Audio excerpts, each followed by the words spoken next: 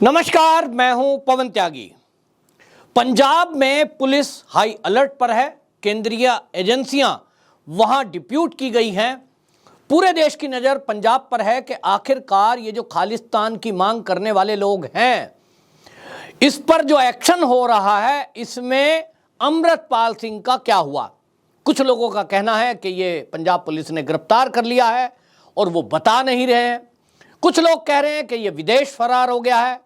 अफवाहों के बाजार में पंजाब की पुलिस ने यह क्लियर कर दिया कि अभी तक अमृतपाल गिरफ्तार नहीं हुआ है और वो फरार घोषित है। जल्द ही उसको गिरफ्तार कर लिया जाएगा। अब सवाल यह उठ रहा है कि पंजाब की पुलिस ये अमृतपाल को गिरफ्तार क्यों करना चाहती है। तो आरोप है कि उसने हेट स्पीच दी है। वो वीडियो हम सब ने देखा है जिसमें वो देश के गृह मंत्री अमित शाह के बारे में यह कह रहा है कि इंदिरा गांधी का जो हश्र हुआ, यदि अमित शाह भी वैसा शोक रखते हैं तो उनका यह शोक पूरा कर दिया जाएगा। हमने यह भी सुना कि वो खालिस्तान की मांग करता है और वो मीडिया में बाकायदा ये खुलकर कह रहा है कि खालिस्तान की मांग करना, ये तो सुप्रीम कोर्ट ने कहा है कि कोई ये असंवैधानिक नहीं है, आप अपनी मांग कर सकते हैं। तो फिर मैंने क्या गलत किया। मैं पंजाब के युवाओं को नशे से मुक्ति दिला रहा हूं और मैं लोगों को अपने धर्म में जुड़ने के लिए, जोड़ने के लिए प्रयासरत हूं, तो इसमें गलत क्या है।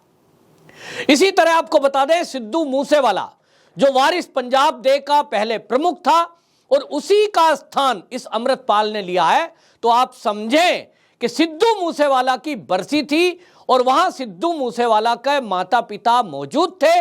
उन्होंने जो मीडिया में बयान दिया वो भी इसी तरह का है।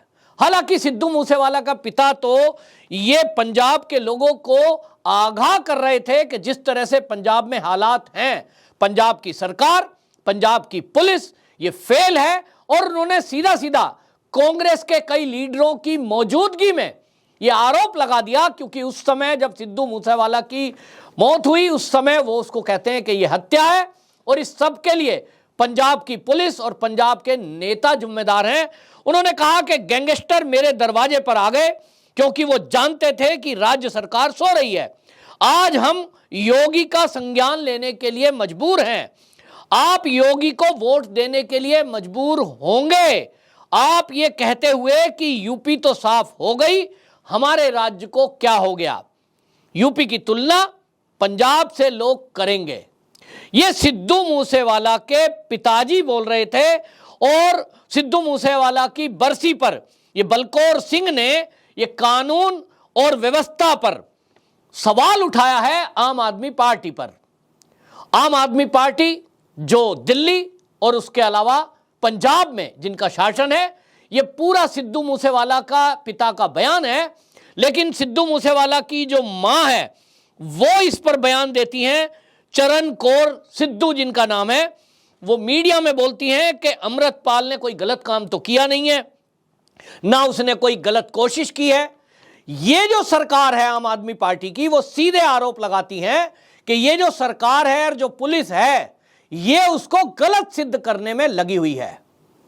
अब आप बिल्कुल चीजें समझिए कि अमृतपाल ना होता तो अमृतपाल की जगह आज सिद्धू मूसेवाला होता और सिद्धू मूसेवाला भी वही कर रहा था जो आज अमृतपाल कर रहा है। तो दोनों एक ही थे।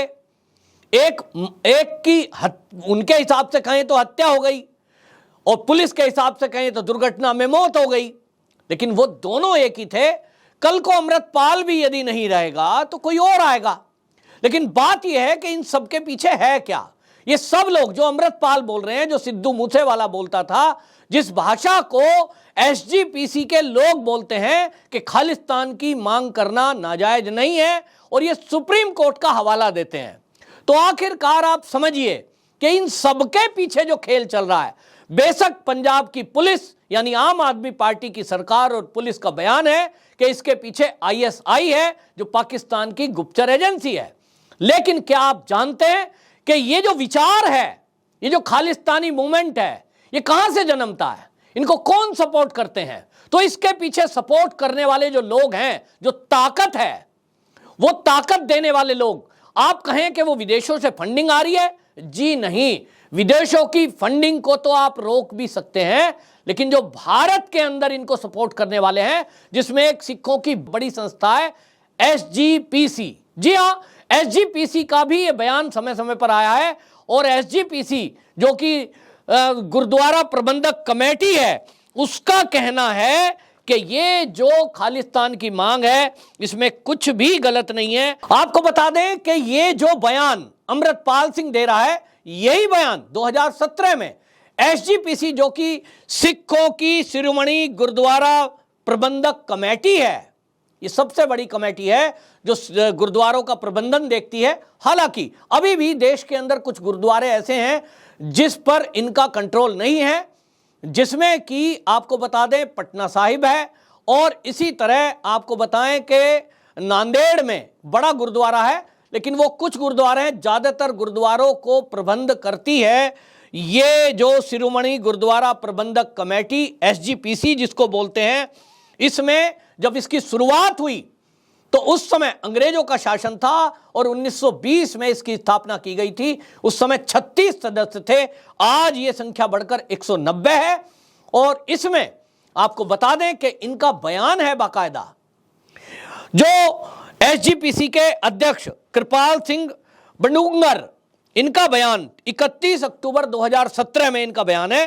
वो कहते हैं कि सुप्रीम कोर्ट के एक फैसले के अनुसार अलग सिख राष्ट्र या खालिस्तान की मांग उठाने को कुछ भी गलत नहीं बताया गया है, ना ये अपराध है, ना ये असंवैधानिक है।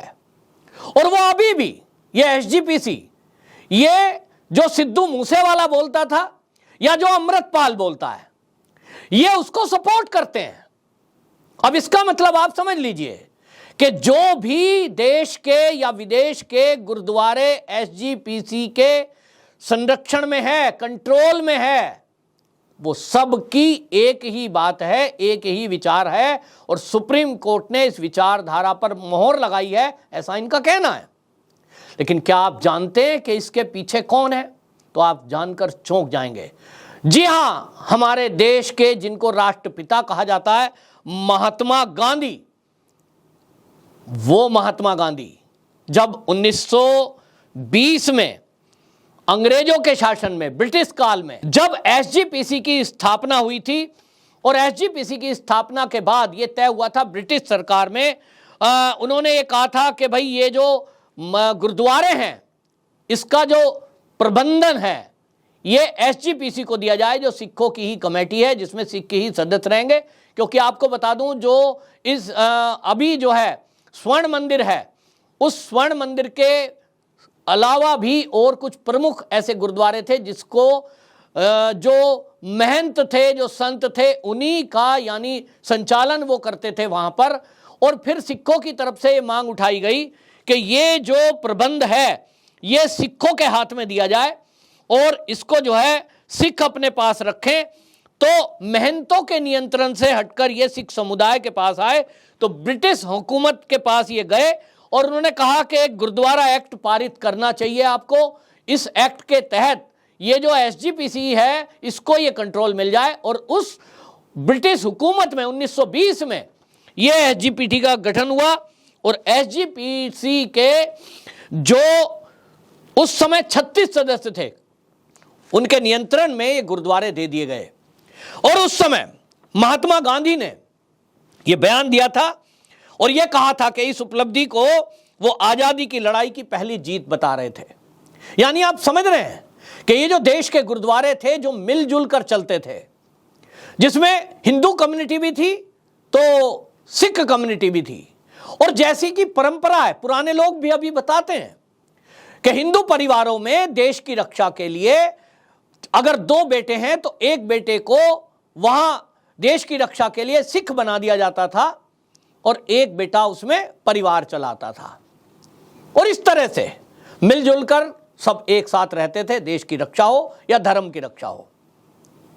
लेकिन यहां 1920 में अंग्रेजों के द्वारा यह एक चीज चलाई गई, उनको लगने लगा था कि देश तो छोड़ना ही पड़ेगा और इसलिए कुछ ऐसा कर जाओ कि ये हिंदू एक ना हो पाए, और इसलिए ये चीजें चलाई गई, ये मांग उठवाई गई कि ये जो गुरुद्वारे हैं जिसमें महंतों का आधिपत्य है, संचालन कर रहे हैं, ये सिखों को देना चाहिए, क्योंकि ये तो अलग कम्युनिटी है।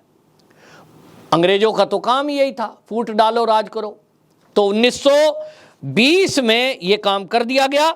अब 1925 में 5 साल बाद स्वर्ण मंदिर परिसर सहित प्रमुख जो गुरुद्वारे थे वो उस समय तक जो महंतों के नियंत्रण में थे।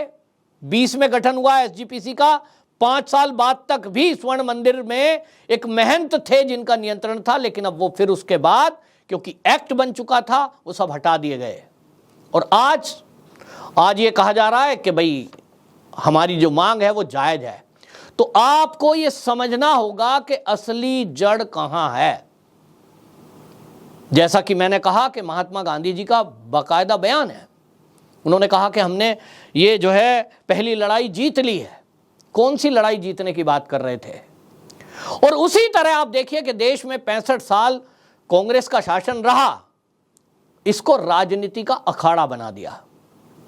यूं तो एसजीपीसी गुरुद्वारों के प्रबंधन को देखने की एक समिति है, लेकिन उसके अलावा हम देखते हैं कि वहां क्या क्या होता है। जब चुनाव आते हैं, लोग वहां गुरुद्वारों में जाएंगे, फिर उनके भाषण होंगे, और उसमें सभी पार्टी के लोग हैं। यानी तीर्थ स्थानों का, धार्मिक स्थलों का राजनीतिकरण किस तरह से किया गया, ये हमारे सामने उदाहरण है। और इसीलिए आज उनको जो वहां से किया जा रहा है, जो बेअदबी के नाम पर हो रहा है इस देश में, खासतौर पे पंजाब में, ये हम देख रहे हैं। और इसलिए आज जो बातें चल रही हैं, इस सब के पीछे अगर आप गौर करेंगे तो आपको मूल में वो कांग्रेस ही दिखाई देगी। इन्होंने जिस तरह से इस देश में अंग्रेजों की नीतियों को लागू रखा है, जिस तरह से हिंदुओं को बांटने के लिए, सनातनियों को बांटने के लिए साजिशें की हैं, ये पहली बार नहीं है। आज अमृतपाल की चर्चा हो रही है, लेकिन वहां जब कांग्रेस का शासन था उसके पहले ये अकाली थे, भारतीय जनता पार्टी के साथ मिलकर के उन्होंने सरकार चलाई। ये बात अलग है कि जब सरकार में थे तो भाषा अलग थी, लेकिन आज वो अलग हो गए हैं तो भाषा दूसरी है, और ये उनकी नीति है। अकाली दल के जो राजनीतिक दल के नेता हैं, उनकी बयान आप उठा के देख लीजिए। और इस सब के पीछे केवल एक विचार है कि बस किसी तरह से ये जो सिख कम्युनिटी है, इसको हिंदुओं में एकता ना होने पाए। लेकिन इससे नुकसान किसका हो रहा है? इससे नुकसान सिखों का हो रहा है, क्योंकि आज जिस तरह की छवि 1980 के दशक में हो गई थी कि अगर कोई सिख पगड़ीधारी दिख जाए तो लोग शंका करते थे कहीं ये आतंकवादियों से तो जुड़ा हुआ नहीं है। ये किसने बनाया? एक देश की रक्षा वाली कौम, जिसने देश और धर्म की रक्षा के लिए इतनी कुर्बानियां दी हैं कि इतिहास भरा पड़ा है, उसको शक की नजर से देखना, ये किसके द्वारा हुआ?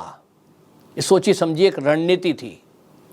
आज भी जो ये हो रहा है, इसमें आम सिखों की सहभागिता नहीं है। वो कहते हैं जिस हाल में हम रह रहे हैं, जैसा भारत बढ़ रहा है, हमें इसमें जो तरक्की मिल रही है और मोदी सरकार खास तौर पे जो कर रही है, वो सिखों के सम्मान के लिए, मान के लिए जो उन्होंने किया है वो इतना है कि आज तक की किसी सरकार ने नहीं किया। लेकिन ये कुछ लोगों को चीजें हजम नहीं हो रही, और इसलिए आपको बता दूं कि इस सब में ये एक टूल किट का हिस्सा है, और वो टूल किट वो है जो 2024 में मोदी को तीसरी बार प्रधानमंत्री नहीं देखना चाहते। और उस टूल किट में राजनेता भी हैं, राजनीतिक दल की पार्टियां हैं जो जिस तरह से काम कर रही हैं अपना अपना देश के विरोध में, मोदी को कैसे हटाया जाए। उसी टूल किट में पत्रकार भी हैं, उसी में कलाकार भी हैं, उसी में एनजीओ चलाने वाले समाज सेवी भी हैं, अब किसान नेता भी हैं, और उसमें इसी तरह श्रमिक संगठनों को चलाने वाले लोग भी हैं। उसी में आध्यात्मिक गुरुओं को भी जोड़ा गया है। और इसी तरह आपको बता दूं, अमृतपाल हो या सिद्धू मूसेवाला, उनके जरिए वहां एक कम्युनिटी में हिंदू और सिख के बीच की खाई कैसे बढ़े, इसके लिए षड्यंत्र किया जा रहा है। दूसरी तरफ दलित और ब्राह्मणों में कैसे खाई बढ़े, वहां हमने देखा स्वामी प्रसाद मौर्य जैसे नेताओं का बयान, और ऐसे वो बौद्ध भिक्षु जो कस्में खिलवा रहे थे कि हम ना मंदिर जाएंगे, ना हम ये करेंगे, ना वो करेंगे, किससे नहीं छुपा। ये जो चीजें अचानक से सामने आने लगी हैं, ये सब एक उस टूल किट का हिस्सा है जो टूल किट चीन में तैयार हुई है। और वो इन सब के पीछे केवल एक ही उद्देश्य है कि किसी तरह 2024 में भारतीय जनता पार्टी की सरकार को केंद्र से उखाड़ फेंकें और फिर से वही माहौल देश का बना दिया जाए जो 2014 के पहले था, और चीन फिर से भारत में अपने पैर जमा सके। फिर से ये भारत में जब चाहे, जहां चाहे, वो जिस भी सेक्टर में कब्जा करना चाहे कर सके। सबको इस बात को समझना है और एकता को बनाए रखना है, अफवाहों पर ध्यान नहीं देना है, और जो ये साजिशें चल रही हैं इसको समझते हुए बस यही ध्यान रखना है कि 2024 में किसी तरह ये जो राष्ट्रवादी सरकार है ये किसी भी तरह जाने ना पाए, क्योंकि इस बार अगर ये चूक हमसे हुई तो समझ लीजिए कि ये 100 साल तक भी देश मजबूत होने से रहा। आपकी क्या राय है कमेंट बॉक्स में जरूर बताएं। वंदे मातरम।